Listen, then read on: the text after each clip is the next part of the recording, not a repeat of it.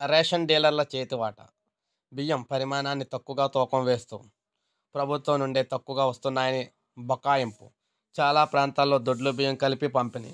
పలు రేషన్ షాపుల్లో బియ్యానికి బదులు నగదు కూడా ఇస్తున్న వైనం. రాష్ట్రంలో పేద, బడుగు, బలహీన వర్గాల ప్రజలకు కూడా నాణ్యమైన సన్నబియ్యంతో భోజనం చేయాలన్న లక్ష్యంతో సీఎం రేవంత్ రెడ్డి ప్రభుత్వం ప్రవేశపెట్టిన సన్నబియ్యం పథకం స్ఫూర్తికి రేషన్ డీలర్లు అడుగడుగున గంటి కొడుతూ ఉన్నారు. గన్నీ సంచుల్లో తక్కువ బియ్యాన్ని తూకం వేసి రేషన్ కార్డుదారులకు అంటగడుతూ ఉన్నారు.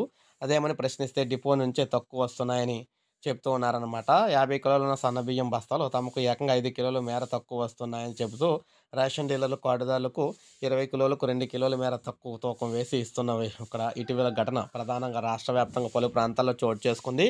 దీంతో రాష్ట్ర ప్రభుత్వం ప్రతిష్టాత్మకంగా చేపట్టిన సన్న బియ్యం పంపిణీ కార్యక్రమం డీలర్లు, రైస్ మిల్లర్లు, గోదాములు నిర్వాహకులు ఎవరో అందరూ కూడా దీనికి సంబంధించి ప్రశ్నార్థంగా మారింది. సాక్షాత్తు హైదరాబాద్‌లోని కూకట్పల్లిలో ఓ రేషన్ దుకాణంలో 2 రేషన్ కార్డులపై ఒక్కొక్కరికి 24 కిలోల బియ్యం ఇవ్వాల్సి ఉండగా 22 కిలోలు మాత్రమే ఇక్కడ జోకి ఇవ్వడంతో కార్డుదారులకు సంబంధించి నిలదీశారు. అయితే ప్రభుత్వం నుండే తమకు తక్కువ వస్తున్నాయని రేషన్ డీలర్లు చెప్పాడనమాట. ఏకంగా 50 కిలోల సన్నబియ్యం బస్తాకు రేషన్ డీలర్లకు 4 కిలోల మేర కోత పెట్టడంతో పేద రేషన్ కార్డుదారులు గగ్గోలు పెడుతున్నారన్నమాట. ఇప్పుడు రాష్ట్ర వ్యాప్తంగా దీనికి సంబంధించి సీరియస్ యాక్షన్ అయితే తీసుకోబోతున్నారు.